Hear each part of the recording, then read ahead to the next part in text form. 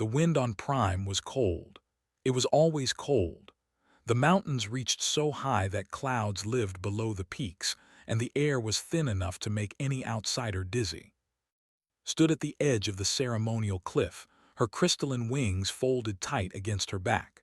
The wings caught the pale sunlight and scattered it into rainbow fragments across the dark stone. She was beautiful, like all were beautiful. Her feathers were the color of deep ocean water, and her eyes were large and golden. But today, those golden eyes held only sadness. In her arms, wrapped in a thin ceremonial cloth, was her clutch sister's only hatchling. The tiny creature was named and was wrong. Everyone could see it. The hatchling was too small, too quiet. Its eyes were dull where they should have been bright. Its tiny wing buds, which should have been stretching and testing the air by now, lay flat and motionless against its back. Was 3 months late hatching from the egg. When the shell finally cracked, had hoped for a miracle. Instead, she found this. A silent, trembling thing that did not chirp, did not flutter, did not do any of the things a healthy hatchling should do. The elders had come to look. They had touched with their long, elegant fingers. They had listened to the hatchling's weak heartbeat. And then Elder, the oldest and most respected of them all, had spoken the words that knew were coming. Wing touched, he had said. His voice was not cruel. It was simply tired, like someone stating an old and sad truth. The hatchling is wing touched. It will not fly, it will not sing, it will not grow. The mountain winds must take it. And so stood here now, at the edge of the ceremonial cliff, preparing to give her clutch sister's child to the cold wind. Her clutch sister was too heartbroken to come. She had wept for 3 days straight, her beautiful voice cracking into sounds that were not songs, had promised to do this duty for her. It was supposed to be an honor. The wing-touched were returned to the sky, the elders said. They would fly in death as they could not fly in life. Did not believe this. She thought the wing-touched simply died, cold and alone on the rocks far below. But she was, and had done this for 10,000 years. She stepped closer to the edge. The wind pulled at her wings and she tightened them further. Below, the clouds swirled like gray soup. She could not see the bottom. She would never see where landed. Perhaps that was a mercy. "Forgive me, little one," she whispered. She began to unwrap the cloth. And then she heard the noise. It was a terrible sound, a roaring, grinding, screaming sound that did not belong on Prime. Spun around, her wings snapping open in alarm. Above the mountain, cutting through the thin clouds, a ship was falling. It was not a ship. Ships were elegant and silent, shaped like great birds. This ship was boxy and ugly, with fire pouring from one side. Human writing was painted on its hull, though could not read it. The ship crashed into the mountainside half a league away. The impact shook the ground beneath her feet. She clutched as rocks tumbled and dust rose into the air. For a long moment there was silence. Then saw movement near the crash site. A figure was climbing out of the broken ship. It moved on 2 legs like the did, but it had no wings. Its body was wrapped in thick clothing and it stumbled as it walked. A human. Had seen humans before, but only in pictures and videos. They were a young species, barely space-faring for a few hundred years. They were soft and wingless and lived on a warm planet far from here. They did not think much of them. The human was walking toward her. No, the human was running toward her, waving its arms. Its first instinct was to fly away, but she was frozen. The ceremony had been interrupted. She did not know what to do. The human reached her, breathing hard. Up close, could see it was female, with dark hair cut short and skin the color of warm sand. Her eyes were small and dark, not golden-like eyes, but there was something bright in them. "Help," the human gasped in broken speech. "Ship broken, need help." Stared at her. "You should not be here. This is sacred ground." The human looked around, confused. Her eyes fell on the bundle in its arms. On Tiny, still wrapped in the ceremonial cloth. "What is that?" the human asked. "It is none of your concern. You must leave." But the human did not leave. She stepped closer and her strange, small eyes went wide. "A baby," she said. "A baby bird person. It is so small." "It is wing-touched," said stiffly. "It cannot survive. I am returning it to the sky." The human's face changed. The brightness in her eyes became something harder. "Returning it to the sky? You mean throwing it off the cliff?" "It is our way. It has been our way for 10,000 years." "That is a baby." "It is a mercy. The wing-touched cannot fly, they cannot sing, they cannot." The human moved faster than expected. One moment was in his arms. The next moment the human had snatched the bundle away and was backing toward the crashed ship. His wings flared in shock. "What are you doing? Give that back." The human held against her chest. The hatchling, who had been silent and still for days, made a tiny sound. Not a chirp exactly, more like a sigh. "No," the human said. "You do not understand. The wing-touched always die. They cannot survive without wings. They cannot. Has anyone ever tried to help them survive?" Stopped, she opened her mouth, then closed it again. The truth was she did not know. The wing-touched were always given to the mountain winds. That was simply what was done. No one had ever questioned it. No one had ever tried anything different. "Your laws," the human said quietly, "are not my laws." She turned and began walking back toward her crashed ship, followed, her mind spinning. "You cannot take that hatchling. It belongs to my clutch sister. Your clutch sister was going to throw it off a cliff." "That is not, it is more complicated than," struggled to find the words. "You do not understand our ways." The human stopped and turned around, was still pressed against her chest, hidden inside her thick thermal jacket. The hatchling's tiny head poked out near her neck, and its dull eyes were half closed. "I understand enough," the human said. "My name is Park. I am from Earth. My ship crashed and I will need help fixing it, but I am not giving you this baby, not so you can throw it away like garbage. It will die anyway." Look down at. The hatchling's small claws had gripped the fabric of her jacket. Its tiny body was pressed against her warmth. "Maybe," said, "maybe not, but it will not die alone and cold on those rocks." As she spoke, something happened that had never seen before. Who had not closed its eyes peacefully since hatching, relaxed. Its trembling stopped.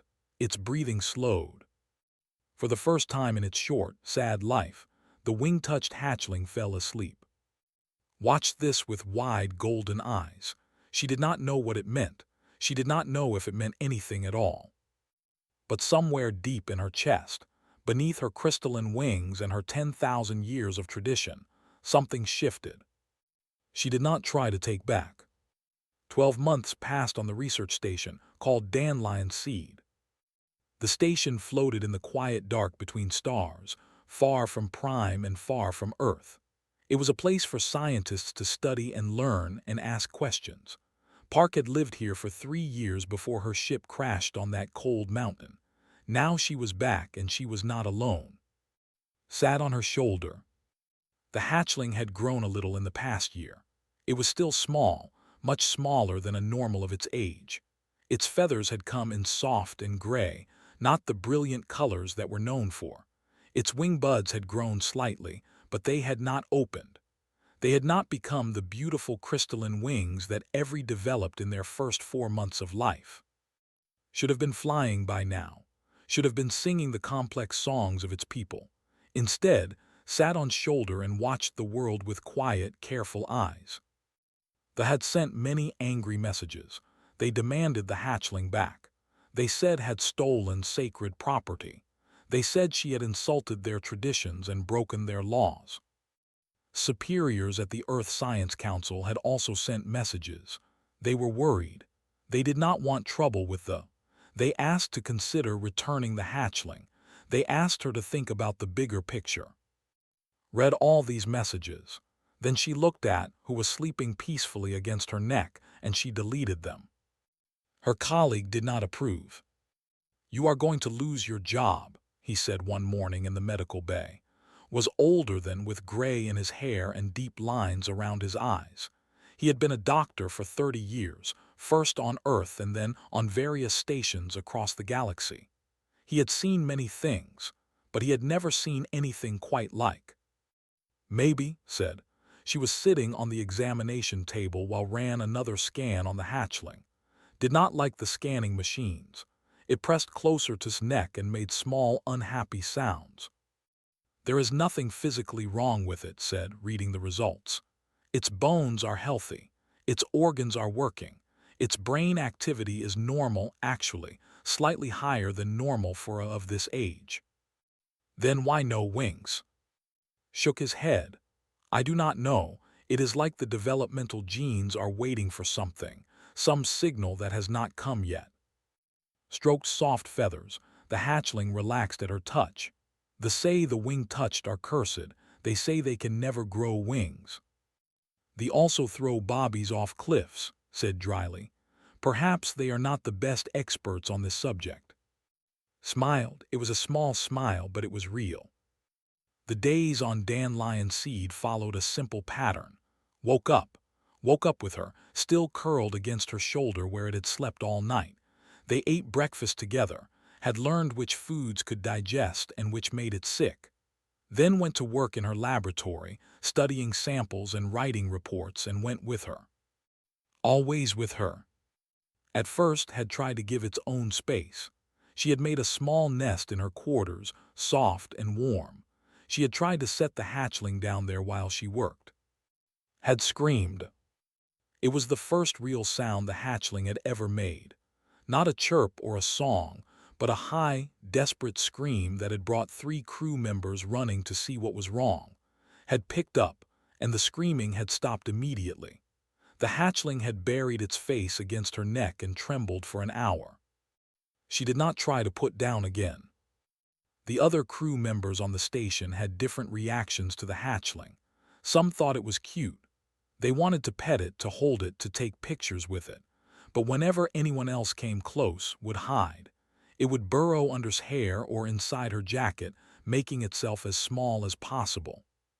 It only trusts you, observed. It knows I will not drop it off a cliff, replied.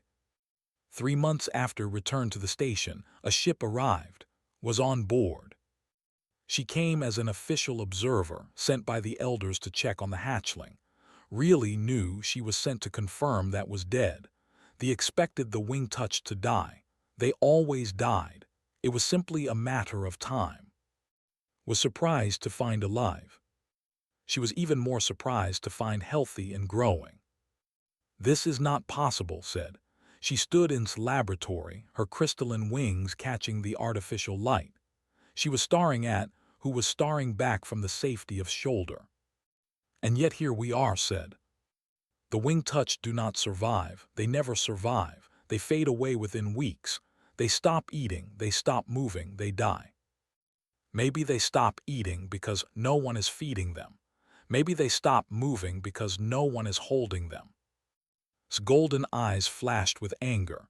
You think we do not care for our young. You think we are cruel. I think you have a tradition that has never been questioned. I think you have decided that some lives are not worth saving, and you have never tried to find out if you are wrong. The words hung in the air between them. His wings twitched, a sign of strong emotion in her species.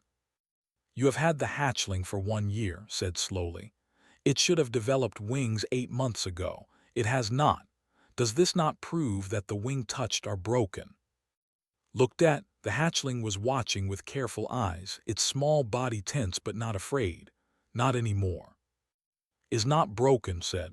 Is different, that is not the same thing. Different how? It cannot fly, it cannot sing. It cannot do any of the things that make Oa. Can it not? Reached up and gently stroked his head. The hatchling leaned into her touch and made a soft sound. It was not exactly a song. It was more like a hum, low and warm. Stared, it has never made that sound before. When it was with us, it was always silent. It was not silent. You just were not listening in the right way. Stayed on the station for 2 weeks. She watched and constantly. She took notes. She asked questions. And slowly, against her will, her anger began to change into something else. Curiosity. "It responds to your heartbeat," she said one evening. They were in the observation deck looking out at the stars, was asleep on shoulder as always. When your heart beats faster, it becomes alert. When your heart is calm, it relaxes. "Yes," said, "I noticed that too. It has imprinted on you. Not in the way our hatchlings imprint on their mother flock, but in a deeper way. It has made you its entire world." "Is that bad?" Was quiet for a long moment. Her wings rustled softly. "I do not know," she finally said. "In our culture, a hatchling who cannot separate from one caregiver is considered damaged. We value independence. We value strength. Maybe strength looks different for different people." Turned to look at. In the starlight, her golden eyes were thoughtful. "You have broken it," she said, but her voice was no longer angry. It was confused, almost sad. "It imprints on you like you are its mother flock. It will never be a proper now." Smiled and adjusted gently on her shoulder. The hatchling sighed in its sleep and nestled closer. "Maybe," she said, "or maybe it just needed someone to stay." It started with a shiver. Noticed it during breakfast. Who usually ate with enthusiasm was picking at its food. The hatchling's soft gray feathers were puffed up, and its small body trembled against its neck. "Are you cold?" asked, touching's head gently. The head was hot, very hot. Was in the medical bay within minutes. Ran his scanners over while the hatchling whimpered and pressed closer to his chest. "Fever," said grimly. "High fever and climbing." "What is causing it?" "I do not know. I have never treated a before. Their biology is different from ours. Their normal body temperature is lower than humans. This fever, this is like a human having a temperature of 42 degrees. That is dangerous." "Yes." Held, the hatchling's eyes were half closed, and its breathing was fast and shallow. "What do we do?" Looked at her helplessly. "I do not know. We need medical knowledge. We need someone who understands their physiology." Had left the station a month ago, but her ship was still within communication range. Sent an emergency message. 3 hours later, his face appeared on the screen. She looked at the readings sent.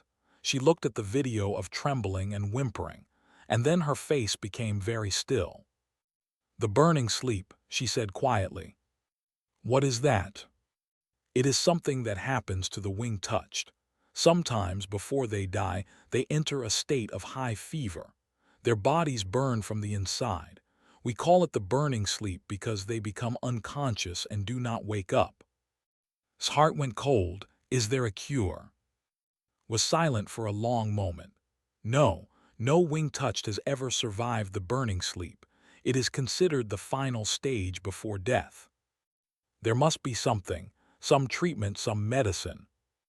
"There is nothing. I am sorry, I truly am, but the hatchling is dying. It was always going to die. You only delayed the inevitable." The screen went dark. Stood there, holding, feeling the terrible heat radiating from the small body. She did not accept this. She sent another message too, then another. She begged for information, for ancient texts, for anything that might help. Did not want to respond at first. They did not share their sacred knowledge with outsiders. But something had changed during her time on the station. Something had cracked in her certainty. On the second day of fever, sent a file. It was old, very old. It contained records of the burning sleep going back thousands of years, descriptions of what happened, observations made by ancient healers. Read everything. Most of it was useless, just descriptions of hatchlings dying, but one passage caught her attention. "The wing-touched enter the burning sleep when their bodies attempt transformation," an ancient healer had written. "The heat is the body trying to change, but without the strength to complete the change, they burn out like a candle." Transformation, change, into what? Looked at its tiny wing buds. They were swollen now, red and hot to the touch. The hatchling cried out in pain when examined them. The wings, said to, it is trying to grow wings. But it cannot. The wing touched cannot develop wings. What if they are wrong? What if the wing touched can develop wings, just not the kind of wings they expect? Looked confused. What do you mean? Was not sure what she meant. She only knew that she was not going to let die without trying everything. For 6 days did not sleep. She held against her chest, monitoring every heartbeat, every breath. When the fever spiked higher, she used cool cloths to bring it down. When convulsed with pain, she held the small body steady and whispered soothing words. The station crew helped however they could, brought medicine to manage pain. The station's cook brought food that barely touched. The engineer kept the temperature in quarters perfectly controlled. But mostly, it was just and, alone in the quiet room, fighting a battle that everyone else had already given up on. On the third night started singing. She did not know why. She was exhausted and scared, and the words just came out. They were songs her grandmother had taught her when she was very young, old Korean lullabies about the moon and the mountains and children sleeping safe in their mother's arms. Trembling eased slightly when sang. The hatchling's breathing became less ragged, so kept singing, hour after hour, until her voice was hoarse and cracking. On the 5th day stopped responding entirely. The hatchling lay limp in his arms, eyes closed, barely breathing, came and checked the vital signs and shook his head slowly. I am sorry, he said. It is only a matter of time now. Did not respond. She just kept holding, kept singing her grandmother's songs, kept believing that somehow, this small life would not slip away. On the 7th day, something happened. Was half asleep, still holding, still murmuring the words to an old lullaby. She felt movement against her chest, a strange, twitching movement that she had not felt before. She looked down. His back was splitting open. Gasped and almost dropped the hatchling, but then she saw what was emerging from the split, and she froze in wonder. Wings. Not the crystalline wings of the hard and sharp and cold. These wings were different. They were covered in soft, downy feathers. They were colored in warm shades, deep reds and oranges and golds, like a sunset, like a fire, like everything warm and bright in the universe. His eyes opened. They were no longer dull. They were bright and clear and alive. The hatchling looked up at and made a sound. Not a chirp, not a song. Something in between, a sound of joy and relief and love all mixed together. Ran in when he heard cry out. He stopped in the doorway, staring. Impossible, he whispered. Arrived at the station 2 days later, having traveled at maximum speed when she heard the news. She stood in his quarters and stared at with wide golden eyes. The hatchling was perched on his shoulder as always, but now its new wings were spread slightly, showing off those impossible warm colors. They were not fully grown yet, but they were strong and healthy and beautiful. These wings, said her voice shaking, they are not wings. No, agreed. They are adapted for warm environments, for heated air currents, for stopped, she looked at, for human environments. Yes. The hatchling's body rewrote itself. It changed to match its environment. It changed to match you. Made its happy sound and tucked its new wings around its neck like a scarf. The feathers were soft and warm against her skin. I do not understand, said. This should not be possible. The wing touched have never, no one has ever. Maybe no one ever stayed long enough to find out, said. Was silent for a long moment. Then slowly she sank into a chair. Her crystalline wings drooped. We have been killing them, she whispered. For 10,000 years, we have been killing children who could have lived, who could have grown wings, just not the wings we expected. Did not answer, there was nothing to say. Chirped and nuzzled its cheek, and the warm feathers of its impossible wings caught the light like captured fire. Word spread faster than light. Within a month, every in the 12 systems knew about. The wing-touched hatchling that had grown wings, the impossible child who had survived the burning sleep, the creature that should have died on the cold rocks of the ceremonial cliff, but instead flew in the heated corridors of a human station.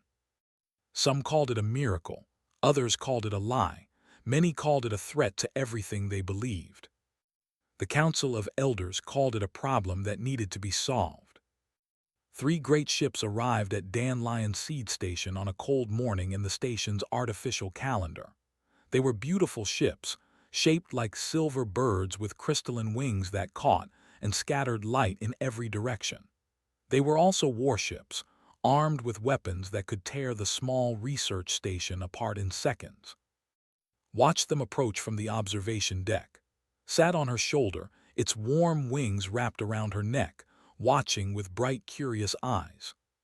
"They are going to take me, are they not?" asked. His heart jumped. It always surprised her when spoke. The hatchling had learned human words slowly over the past months, picking them up from and the other crew members. Its voice was soft and musical, not quite like a human voice, but close enough to understand. "They want to," said honestly, "but wanting and getting are different things. Will you let them?" Turned to look at. The hatchling's eyes were wide and worried. It remembered new.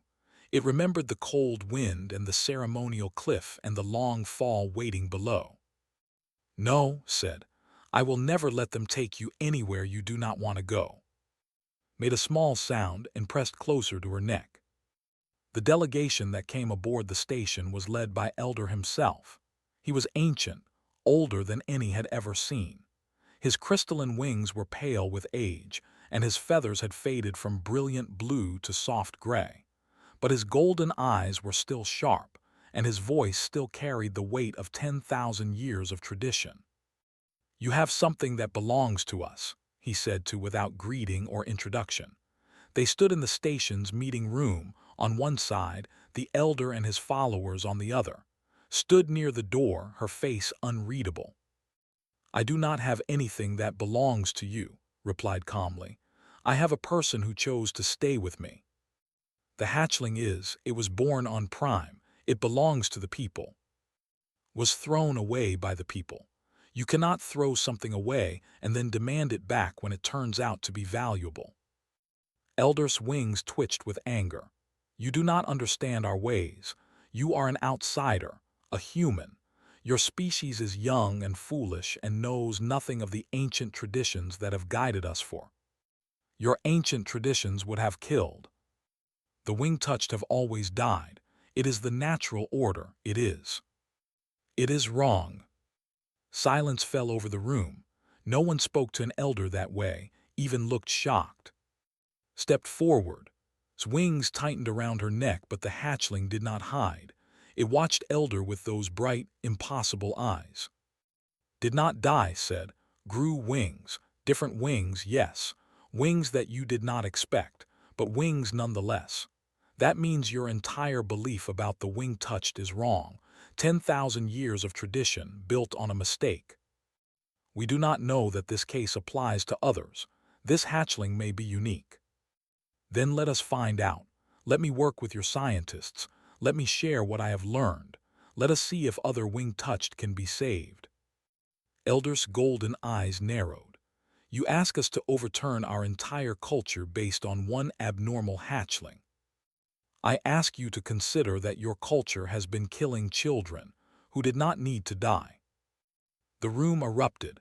The delegates shouted in their musical language, their wings flaring with emotion. Some were angry, some were defensive. A few, noticed, looked thoughtful, troubled. Stepped forward and spoke in rapid. Did not understand the words, but she understood the tone.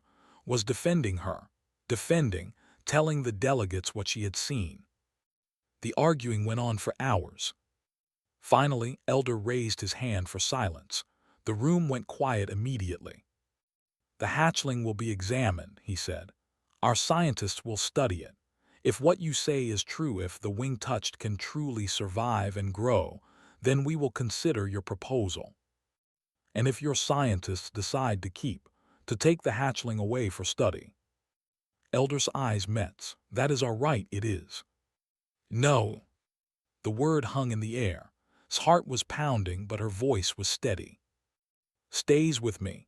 Your scientists can examine the hatchling here on this station with me present, but does not leave my side, not for 1 second, not for any reason.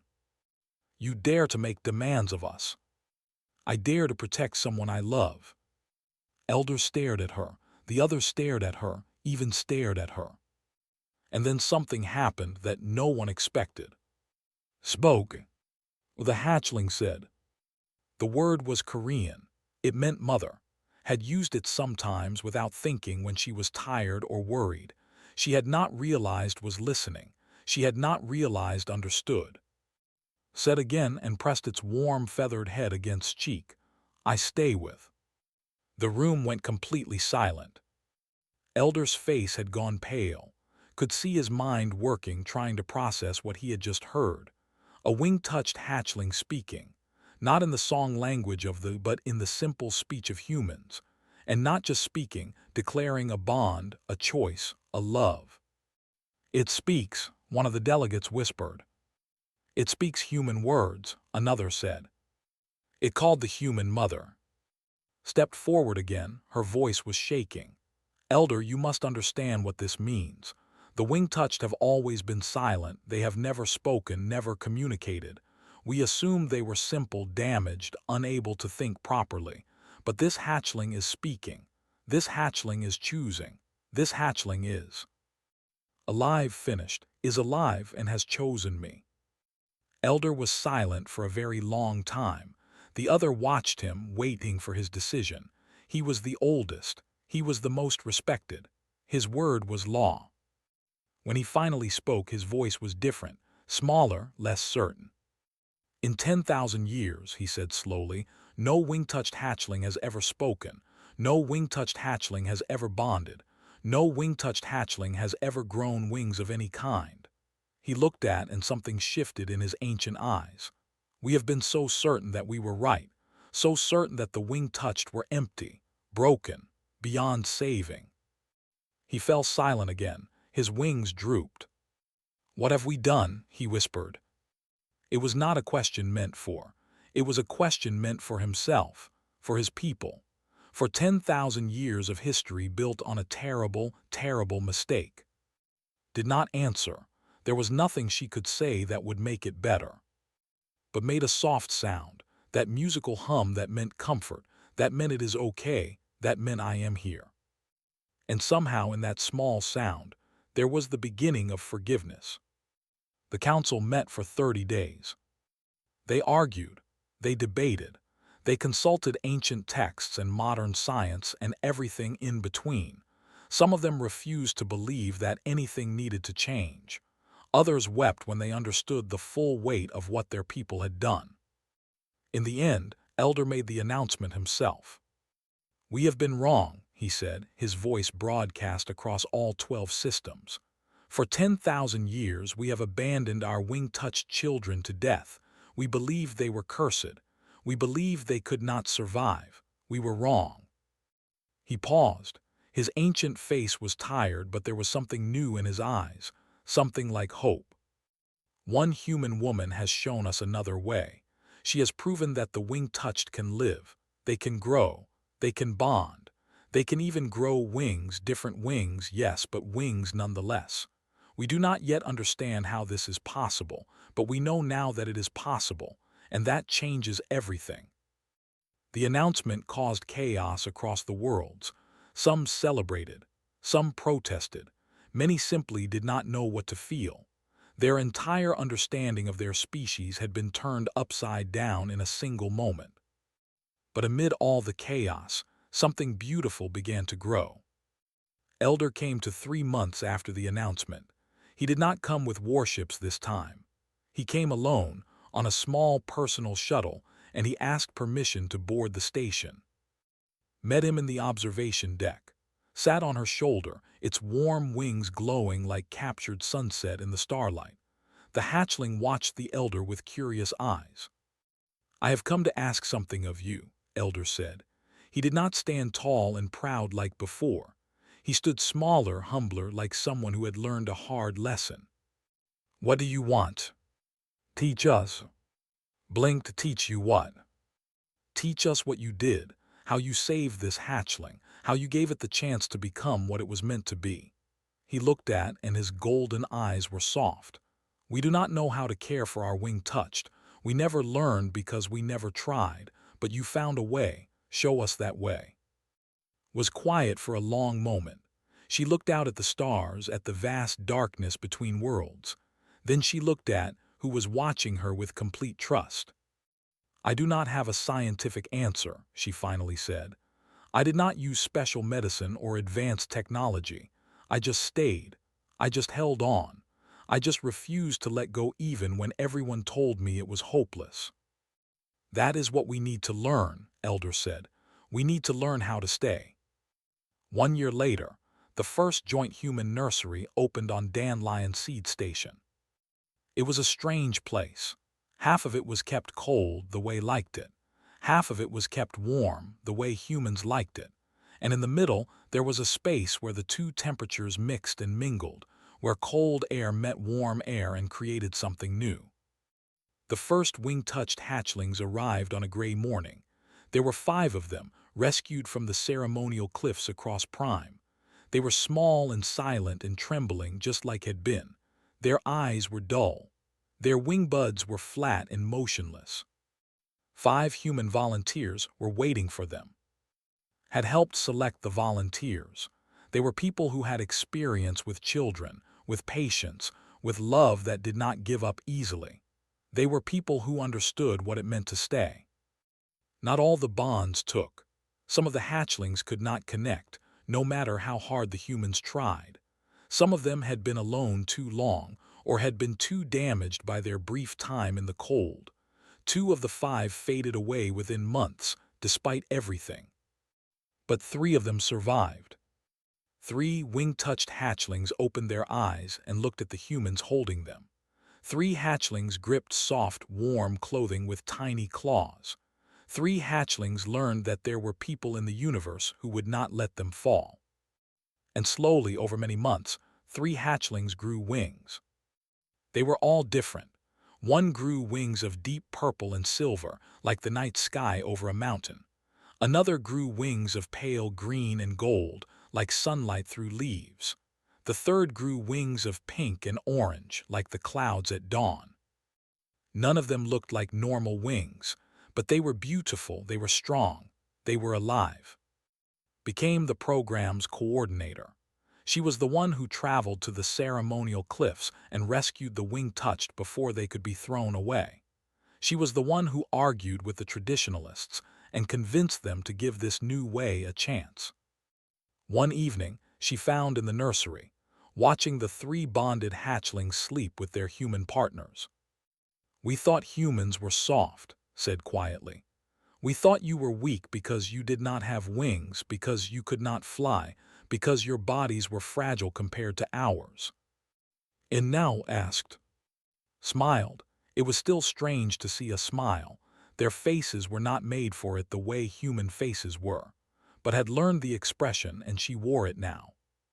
"Now I understand that your softness is your strength. You make room for the broken things. You hold on when everyone else lets go. And somehow, you make the broken things whole." Did not answer. She just watched the sleeping hatchlings, watched their impossible wings rise and fall with each peaceful breath. Found her later that night in the observation deck, looking out at the stars. The hatchling was fully grown now, as large as a human child, with wings that stretched wide enough to wrap around completely. The warm sunset colors had deepened over the years, becoming rich and vibrant like autumn leaves. Could fly now, not in the cold, thin air of Prime, but in the heated corridors of the station, in the warm winds of human worlds. Sometimes flew through the great circular hall of the station, spinning and swooping while the crew watched and cheered. But at night still came back to. At night still slept on her shoulder, warm wings wrapped around her neck like a living blanket. I said softly, "Yes. Do you remember the cliff?" Heart ached, I remember. I was so cold and so scared, and I thought that was all there was going to be, cold and fear and then nothing. Pressed closer, warm feathers brushing's cheek. But then you came, and you were warm, and you stayed. I could not leave you. Why? Thought about the question for a long time. She thought about her grandmother, who had sung those old lullabies. She thought about her parents, who had taught her that life was precious. She thought about all the people in her life who had stayed with her when things were hard. Because that is what we do, she finally said. Humans, I mean, we are not the strongest. We cannot fly or sing like but we know how to stay. We know how to hold on. We know how to love things even when everyone else has given up on them. Is that why you saved me? Smiled and reached up to stroke soft feathers. I saved you because you needed saving. That is the only reason that ever matters. Was quiet for a moment. Then the hatchling made that sound, that musical hum that meant comfort and joy and love all mixed together. We are all broken things, said softly, watching the stars spin slowly past the observation window. Every single one of us, but we do not have to stay broken. We just need someone to stay. Wings tightened around her, warm and safe. You stayed, whispered. I stayed. And in the vast darkness between stars on a small station called Dandelion Seed, a human and a hatchling sat together and watched the universe turn. They were not the same species. They were not even from the same world, but they were family. And that was enough. That was everything.